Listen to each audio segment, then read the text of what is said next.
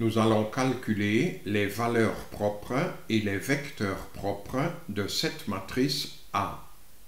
Pour trouver les valeurs propres, nous résolvons l'équation déterminant de 1 moins lambda E est égal à 0.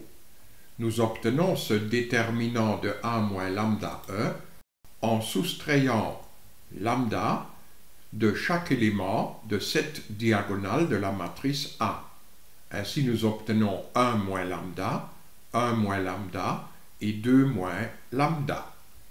On peut calculer ce déterminant, par exemple, au moyen des mineurs des éléments de la première colonne. Comme déterminant, nous obtenons alors 1 moins lambda fois 1 moins lambda fois 2 moins lambda. Donc, cette équation nous mène vers celle-là. 1 moins lambda au carré fois 2 moins lambda est égal à 0. Nous voyons de suite les deux valeurs propres de la matrice A, à savoir 1 et 2. Déterminons ensuite les vecteurs propres relatifs à la première valeur propre lambda 1 qui est égale à 1. L'équation vectorielle matrice A fois vecteur x est égale à 1 fois le vecteur x nous mène vers cette équation-là. Matrice A moins 1 fois la matrice identité E fois le vecteur x est égal au vecteur nul. Nous obtenons cette matrice A moins 1 fois E en soustrayant 1 de chaque élément de cette diagonale de la matrice A. Donc, nous obtenons 1 moins 1, c'est-à-dire 0, 1 moins 1, c'est-à-dire 0, et 2 moins 1, c'est-à-dire 1. Cette équation matricielle nous mène de suite vers ce système d'équations qui se réduit à la seule équation x3 est égal à 0.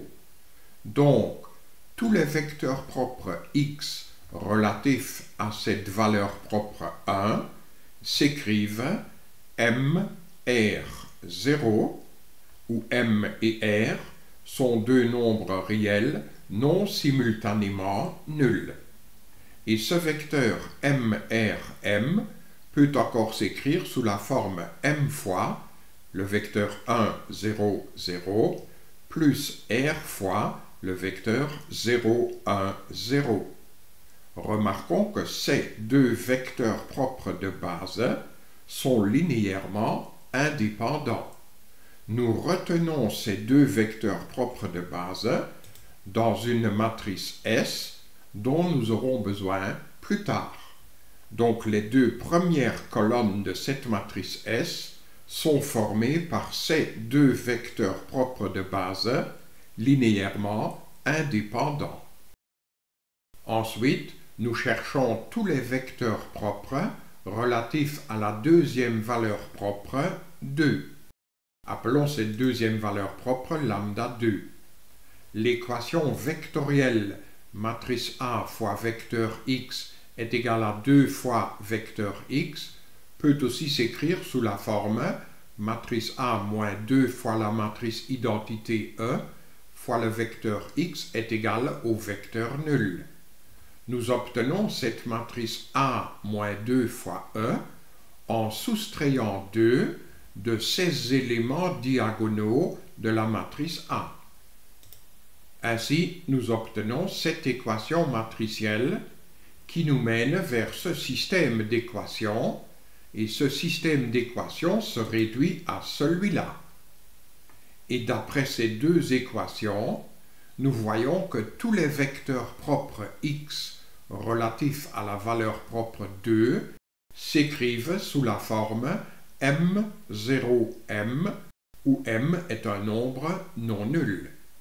Ces vecteurs propres peuvent aussi s'écrire sous la forme m fois le vecteur propre de base 1, 0, 1.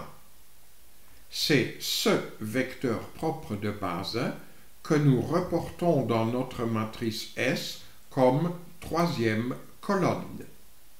Remarquons que les colonnes de cette matrice S sont des vecteurs linéairement indépendants. Ils sont indépendants parce que le déterminant de cette matrice S n'est pas nul. Ce déterminant vaut 1.